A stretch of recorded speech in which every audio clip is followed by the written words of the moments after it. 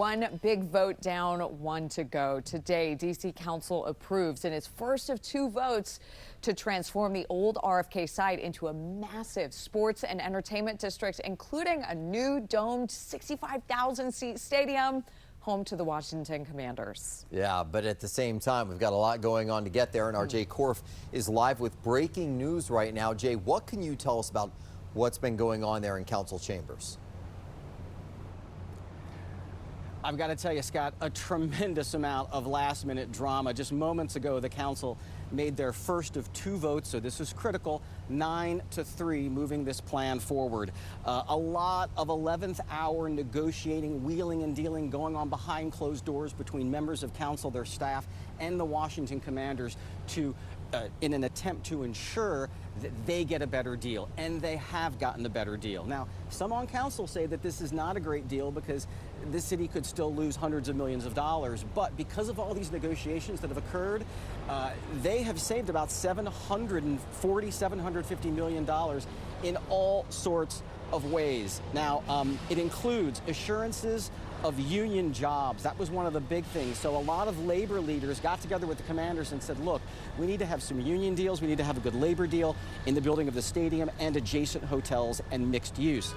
There also is going to be, and this is all new, there's going to be some shared parking revenues on certain parking, in particular events that are not sports related. So let's say a concert. The team is also, and this is a big development, they're going to be responsible for stadium cost overruns. There's also a mechanism to set money aside for transportation improvements, because really the bottom line, and the majority obviously of council supported this, they wanted to get, and they assured the residents of the District of Columbia that this is a much better deal now than it was initially when we were talking about this a month ago. Now, here are some of the numbers.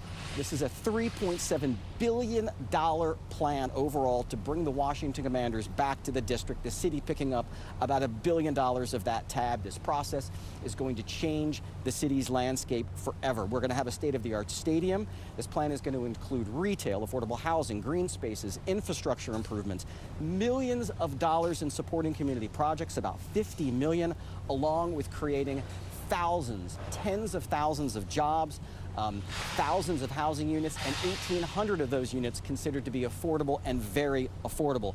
Opponents, though, consider this corporate welfare. They do not like this deal. They say it doesn't do enough.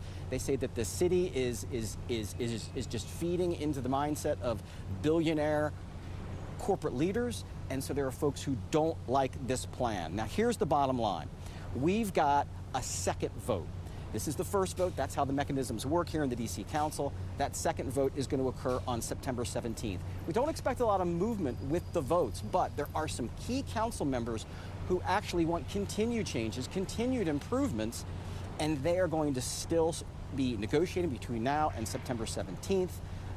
Especially Charles Allen. He doesn't want as many parking garages. He wants more improvements to infrastructure, like at metro stations. So this is not a done deal. Now, this was a massive, massive hurdle that the city council overcame in improving this deal.